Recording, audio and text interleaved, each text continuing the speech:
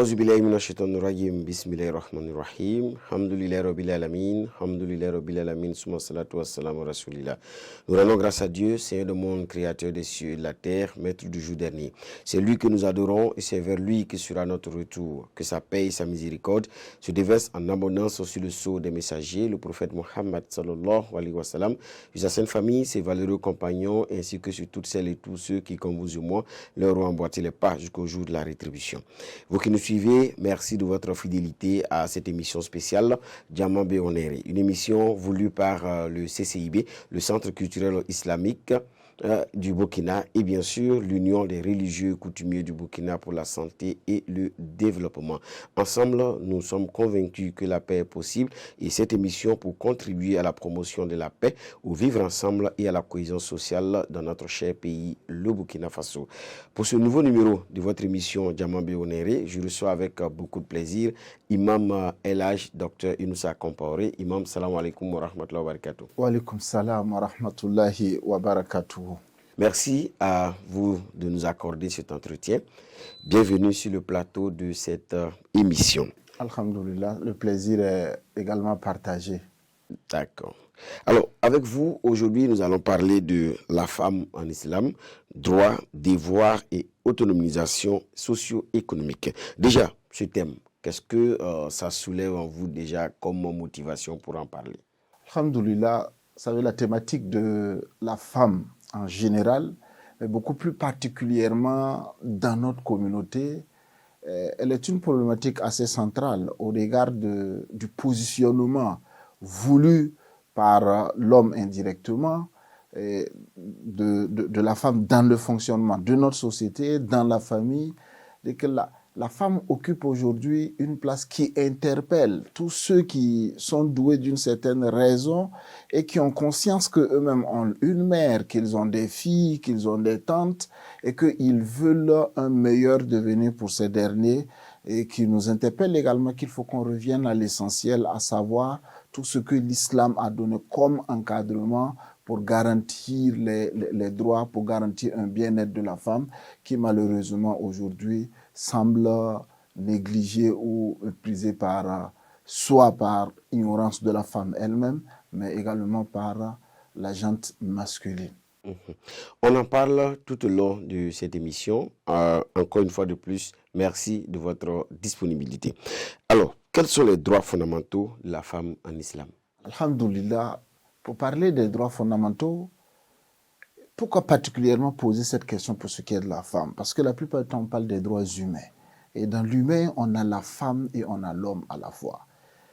On pose la question spécifique liée à la femme parce que le problème s'est véritablement posé à leur niveau.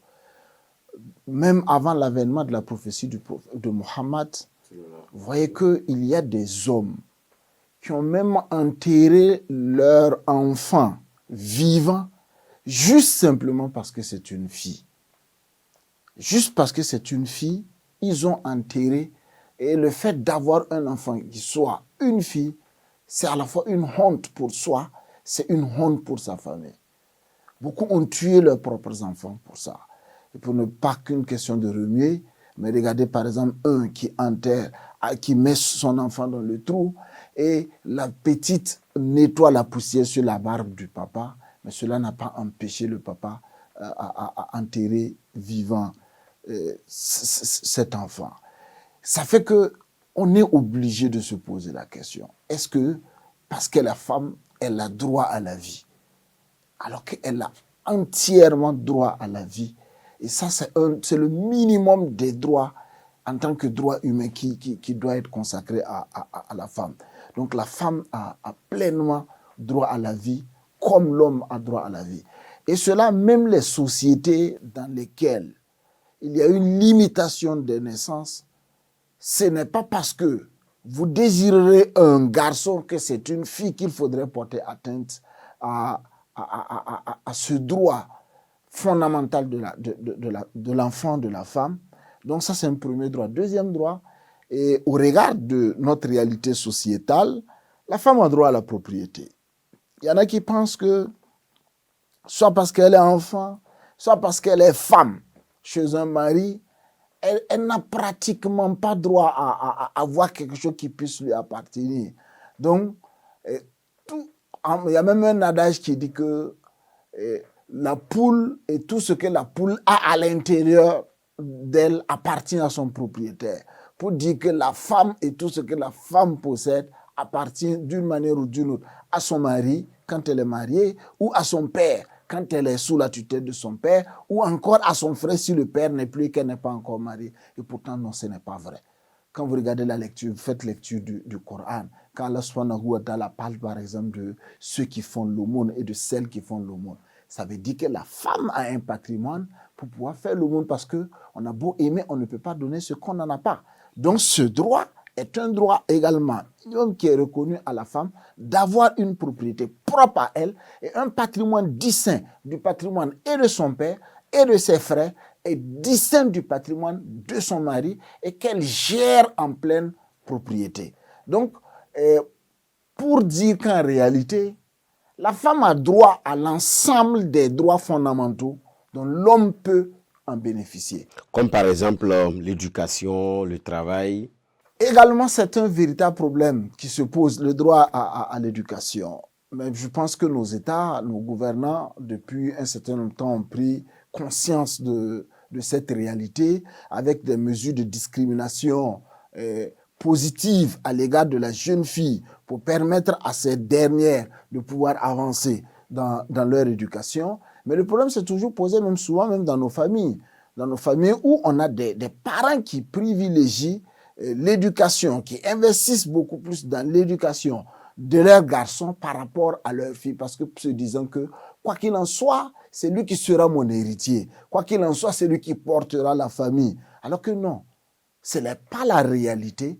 Et le prophète alayhi salatu wassalam lui-même aura dit que s'il lui était permis, s'il lui était autorisé de faire une discrimination entre les enfants, il aurait privilégié la jeune fille. C'est parce que c'est interdit. Et encore une fois, il était assis en assemblée avec ses compagnons, il leur a dit que celui à qui Allah a donné grâce d'avoir 3 filles et qui les éduque de manière convenable jusqu'à ce qu'ils grandissent, il sera avec moi dans le paradis, comme ça, en indiquant ses 2 doigts. Il y a un compagnon qui vient de lui demander que, mais si tu n'as que 2 filles, il dit c'est pareil, tu seras avec moi comme ça. Et un autre se levait et demandait, et si tu n'as qu'une seule fille? Il dit, si tu agis ainsi, tu seras également avec moi de cette même manière. Là aussi, on voit en avant cette question d'éducation convenable qu'il faut donner à la fille. C'est pour dire qu'en réalité, la question est essentielle. Et le prophète très tôt a pris conscience de la discrimination que la société déjà mettait en œuvre en place par rapport à la femme. Et aujourd'hui, même dans nos sociétés, ça s'observe très, très vite. Mais comme dit, il y a eu un certain nombre de mesures. Le problème demeure toujours dans nos propres familles. Dans nos propres familles, avec une répartition, on va dire, plus ou moins injuste ou inégalitaire des tâches dans nos propres familles, qui ne favorisent pas même l'éducation des filles. Tu vas voir tes propres enfants, la fille, le garçon, ils reviennent tous à midi de l'école, tous fatigués. Mais on va crier sur la jeune fille d'aller à la cuisine aider sa maman. Et pendant ce temps, le garçon est devant la télévision en train de zapper de chaîne en chaîne. Et quand elle va finir, c'est elle qui va venir servir la nourriture. Et tous vont manger. Quand ils vont finir de manger, c'est elle qui va débarrasser, aller faire la vaisselle. Et elle est fatiguée, alors que l'autre garçon a pu bien se reposer. Et ensemble, ils vont reprendre la route de l'école. Et on s'attend à de meilleurs résultats aux 2 niveaux. C'est une discrimination, c'est de l'injustice et qui ne convient pas pour des porteurs de foi. Donc, ça veut dire que la question de l'éducation, c'est un droit assez essentiel sur lequel nous tous, nous devons avoir un regard assez considérable. Merci, Imam, pour l'ensemble de ces précisions. Maintenant, j'aimerais qu'on puisse s'attarder sur la question de l'autonomisation socio-économique de la femme. Est-ce que cela a une place importante en islam? Alhamdulillah, wa salatu wa salam ala rasulullah. Particulièrement, cela a une place essentielle, fondamentale, dans le fonctionnement même de la famille en général, dans l'épanouissement de la femme, et également, elle contribue énormément au bien-être de notre société en général. Et d'abord, il faut dire, dans la question du mariage, le mariage en islam n'est pas un sacrement, comme on peut observer ailleurs. Le mariage en islam est un contrat. Un contrat à partir duquel les co-contractants que sont l'homme et la femme, chacun doit pouvoir tirer profit de ce contrat. Chacun doit pouvoir s'épanouir à l'intérieur. Mais on a comme l'impression au regard de notre société que le mariage devient un élément par lequel oublie-toi et viens m'aider à me réaliser. Et pourtant non, ce sont deux projets de vie qui se sont croisés avec des concessions de part et d'autre pour créer un autre projet qui est le projet commun de famille, mais qui n'anéantit pas ou qui n'éclipse pas les projets individuels.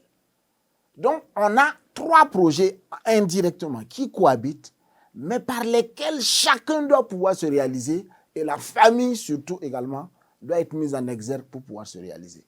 C'est pourquoi on doit permettre aujourd'hui, ou on doit accompagner la femme, ou encore que la femme doit prendre conscience qu'il est de son intérêt, à pouvoir atteindre une certaine autonomie. D'abord sous l'angle économique, spirituel, pour ne pas être dépendante, spirituelle, sous l'angle matériel, la femme doit pouvoir avoir une certaine autonomie. Prenez l'exemple de Khadija, la femme, l'épouse du prophète alayhi salatu wassalam. Tout ce que son patrimoine a pu apporter comme bien à l'islam en général, ou encore dans la mission de manière spécifique du prophète alayhi salatu wassalam. Malheureusement, quand on revient à notre société, on a comme l'impression qu'il y en a qui pensent que la stabilité de leur famille est liée au niveau de pauvreté de leur femme ou encore de l'inculture de la femme. Il y en a qui ont peur que la femme soit cultivée. Plus elle est cultivée, mieux elle est éduquée. Ils ont peur de ne pas pouvoir trouver une certaine stabilité parce qu'eux, ils veulent dominer. Ou encore, il y en a qui pensent que quand la femme a les moyens, non, elle devient autre chose, elle devient arrogante. Alors que non, la réalité, c'est quoi? La réalité est que chacun a un rôle. Tout est reparti. J'ai changé une fois, j'ai dit, en réalité, si vous regardez le modèle dans lequel notre société est construite, aujourd'hui, si tu meurs, nous, notre communauté n'est pas encore arrivée à construire un modèle adéquat, à prendre en charge de manière durable des veuves et des orphelins. C'est à l'occasion de Ramadan, quelques sacs de riz, on vient te donner, même une bonne école même, il sera difficile que les enfants que tu laisses là puissent pouvoir les fréquenter. Ça veut dire quoi? Ça veut dire qu'en réalité, il faut prendre conscience que l'homme est un partenaire de la femme qui également est un partenaire de l'homme avec des rôles bien distincts, avec des droits et des devoirs bien distincts et qui permet à la femme, même en cas de défaillance du système, c'est-à-dire que lorsque le mari n'est plus, que la famille n'assume pas ses responsabilités comme on le voit bien dans notre société, la femme peut très bien prendre le relais, bien éduquer ses enfants, bien s'occuper de ses enfants, assurer les besoins de ses enfants. Ça, c'est un minimum. Plutôt que de laisser la femme, même pour payer sa serviette hygiénique, on a comme l'impression qu'il faut que je sois là, parce que ça me donne un certain pouvoir, qu'elle vienne même demander ce minimum-là. Du savon, il faut qu'elle soit là. Ok, ça c'est tout autre. Mais moi j'ai un élément assez essentiel sur lequel j'aimerais revenir. Ça commence par l'éducation de nos filles. Regardez le comportement de nos jeunes filles. Même en tant qu'élèves, quand ils sont à la récréation, peut-être que la jeune fille a 1000 francs dans sa poche. Le jeune garçon a 500 francs dans sa poche. Tu ne sais pas par quelle éducation, mais elle s'attend à ce que ce qu'ils vont payer à la récréation là vienne des 500 francs du jeune garçon. Et ça, c'est une forme de dépendance que nos jeunes filles la cultivent pendant même qu'elle est petite et elle se lève avec ça qui les met sous cette dépendance et qui ne leur permet pas un certain épanouissement de sorte à chercher pour elles-mêmes. Donc, elles sont là sous la dépendance, même en tant que jeune fille. Oui, tu prends un engagement avec une jeune soeur que tu veux marier, et s'attend à ce que tout dépende de toi. Sans aucun lien même déjà de mariage, c'est-à-dire qu'on a éduqué nos jeunes filles là. Je ne sais pas comment ça s'est passé, mais la dépendance matérielle, la dépendance même spirituelle. Il faudrait que tu viennes lui dire qu'il est l'heure de la prière, qu'elle prenne conscience en ce moment qu'il est l'heure de la prière. Est-ce que tu as rattrapé ton jeûne? Qu'elle prenne conscience. Non, ça ne doit pas être comme ça en réalité. Mais Imam, est-ce que ce n'est pas aussi parce que c'est difficile d'être autonome? Oui, certes, c'est difficile, mais est-ce que c'est impossible? Puisqu'on a beaucoup de cas. On a beaucoup de cas par lesquels les femmes ont apporté énormément. Est-ce que vous avez des exemples concrets à partager avec Je vous citais par exemple le cas, on va dire que c'est assez lointain, mais je vous citais par exemple le cas de Khadija, qui a tellement accompagné le prophète alayhi salatu wa salam, avec tout ce qu'elle avait. Et je vous citais par exemple, quand vous regardez le prophète alayhi salatu wa salam qui dit, prenez la moitié de ma science avec cette dame-là, en indiquant Aisha radiallahu anha. La moitié de tout ce que le prophète a donné comme science, il indique une femme. Mais aujourd'hui, alors que le prophète indique la femme, nous on veut éclipser la femme. Ou encore, regardez par exemple au temps de Omar ibn Khattab, qui nomme une femme à la tête du marché de Médine pour diriger tout le marché, alors qu'il y avait des commerçants qui étaient là. La femme qui va réglementer, qui va gérer le marché. Entre guillemets, c'est comme dit ministre de l'économie et des finances en ce moment de la ville, de la cité de Médine. En réalité, c'est ça. Plus donner cette autonomie à la femme, ça lui permet véritablement d'être ce partenaire, de pouvoir marquer une présence de qualité, d'apporter sa pierre à la construction de la famille, mais également de pouvoir pallier en cas de difficulté et surtout apporter sa pierre en tant que croyante à la construction de notre société, comme les Khadija ont pu bien le faire. Et cela est bien possible avec nos femmes aujourd'hui. Cela est bien possible avec nos femmes aujourd'hui, comme vous l'avez dit, parce que derrière, quand une femme est autonome, c'est la société de façon générale qui en profite et qui gagne, comme vous l'avez dit, parce qu'on dit éduquer une femme, c'est éduquer toute une nation, pour rappeler toute la place importante que la femme occupe dans la construction des nations prospères. Alors, j'ai envie de vous demander comment les leaders religieux peuvent-ils accompagner les femmes vers plus d'autonomie? Alhamdoulilah, c'est d'abord de prendre conscience que nous avons des filles, que nous avons des mères, et qu'on ne souhaite pas les voir dans une forme de maltraitance, de souffrance. Et pour cela, on doit mettre en œuvre les moyens nécessaires. Regardez un phénomène, on se demande pourquoi un phénomène que nous vivons, qui est assez récurrent dans nos sociétés, les mariages précoces. L'enfant n'a que 12 ans, l'enfant n'a que 13 ans, et on l'emmène dans un lien de mariage. Une année après, tu vois un enfant qui a un enfant. Se pose alors le problème de l'éducation. Quelqu'un dont le processus d'éducation n'a pas été conduit à terme et qui se retrouve à être éducateur ou éducatrice. C'est un véritable problème. Donc, la question le souci, par exemple, que les parents posent là, c'est quoi? C'est l'encadrement de la gestion sexuelle des enfants pour éviter les dérives qu'ils amènent très tôt les enfants. Non, on doit pouvoir continuer le processus de l'éducation et puis permettre aux enfants d'atteindre une certaine maturité, de prendre conscience du sens véritable de la famille. Et je le disais la dernière fois, on peut être formé à être un époux, à être une épouse, mais on n'est pas encore prêt pour être père ou mère. Ça également, c'est un autre niveau. Mais nous mélangeons tout. D'abord, on ne prépare pas les gens à être époux ou épouse. Encore moins, on ne les prépare pas à être père ou mère.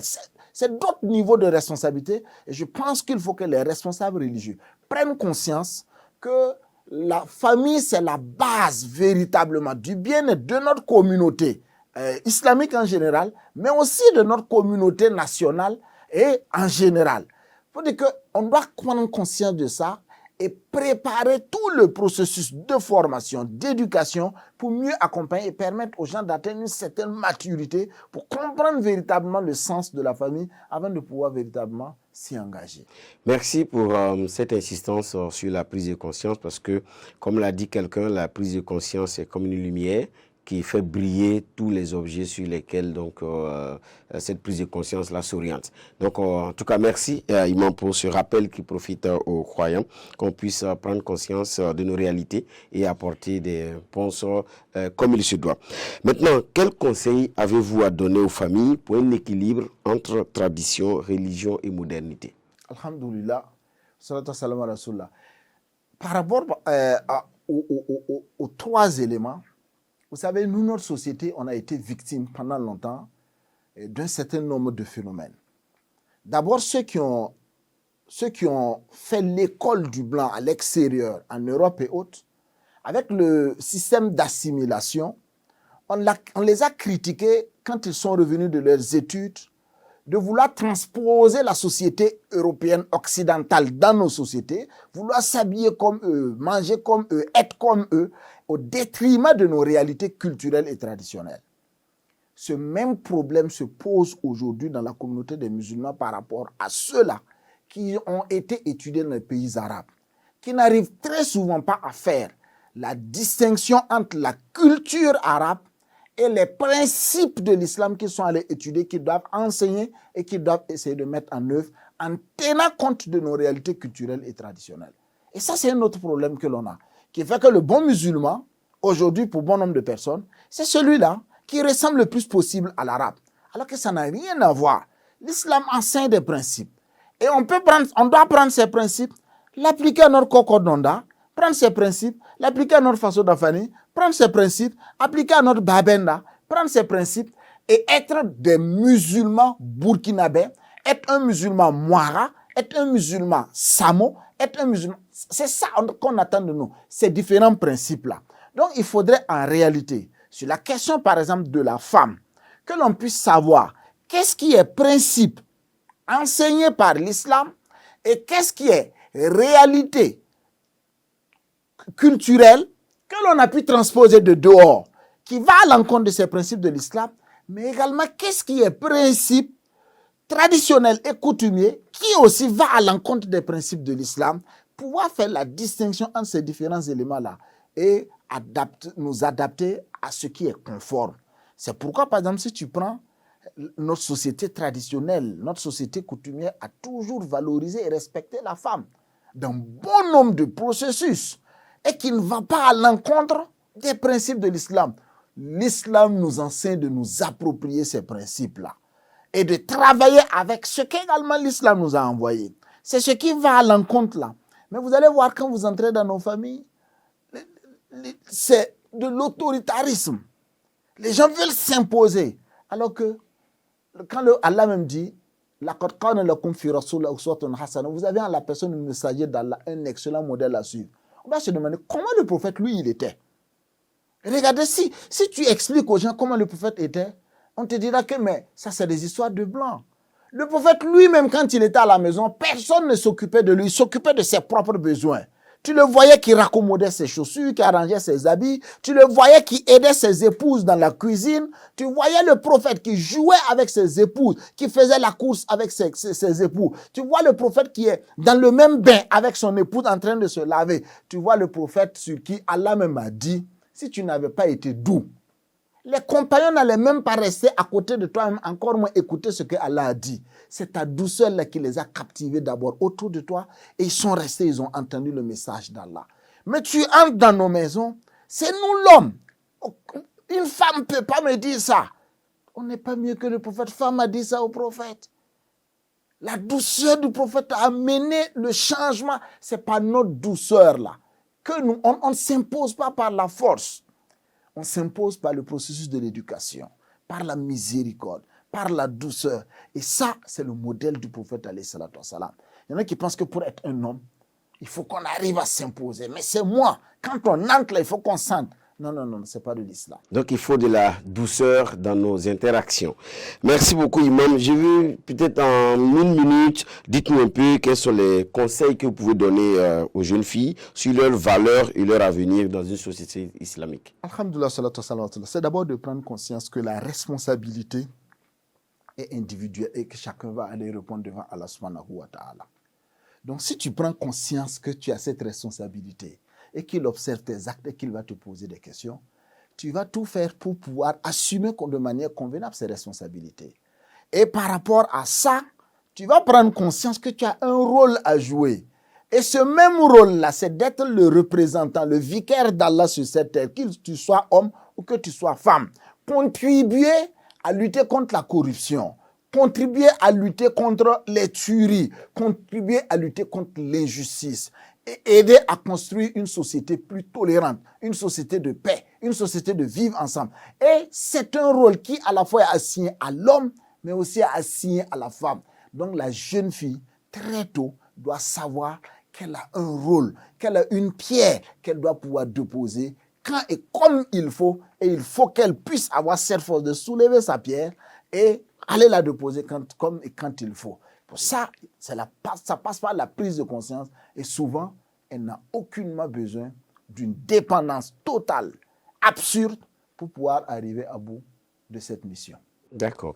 Le sujet est très intéressant. Nous avons aussi des contraintes de temps. Maintenant, face à la caméra, dites-nous des points clés qui vous tiennent à cœur, que vous souhaitez partager avec l'ensemble des... Alhamdoulilah, c'est de dire d'abord que, tout comme l'homme, la femme bénéficie entièrement des droits fondamentaux, notamment. Elle a droit à l'éducation, sans aucune discrimination. Elle a droit à la propriété, la pleine propriété, pour pouvoir également contribuer. Elle a droit à la vie comme indiqué. Elle a droit à tout ce dont également l'homme a comme droit en termes de processus d'éducation. Deuxième élément, la femme doit travailler. Et même les hommes doivent travailler à les accompagner, à avoir une autonomie, pas une séparation, pas une indépendance qui crée une scission, mais avoir une certaine autonomie au plan spirituel, au plan matériel, au plan économique, au plan politique également, pour pouvoir occuper la place qui également est la leur. Et pour cela, il faudrait que nous, dans notre communauté, nous puissions prendre conscience qu'il y a un certain nombre d'obstacles. Souvent, nous pensons bien faire, mais nous contribuons à la fois ces mêmes obstacles-là qui empêchent l'épanouissement de nos filles, de nos femmes. Donc, agissons utiles pour l'épanouissement de nos femmes, de nos sœurs. Merci à vous, Imam Komporé, pour ces éléments de précision. Jama Béonéré pour ce numéro est à sa fin. Et l'objectif, c'est de promouvoir une meilleure compréhension des droits des femmes en islam et encourager leur autonomisation dans le respect des valeurs religieuses. Merci d'avoir été des nôtres. Nous avons parlé des droits et devoirs et l'autonomisation socio-économique de la femme. Merci d'avoir été en notre compagnie. On se donne rendez-vous pour un prochain numéro. Jama Béonéré, une initiative du Centre culturel islamique du Burkina avec l'accompagnement de l'Union des religieux et coutumiers du Burkina pour la santé et le développement. Ensemble, contribuons à bâtir un Burkina Faso de paix, de cohésion sociale et de vivre ensemble. En attendant le prochain rendez-vous, je vous souhaite le meilleur. Assalamu alaikum wa rahmatullahi ta'ala wa barakatuh.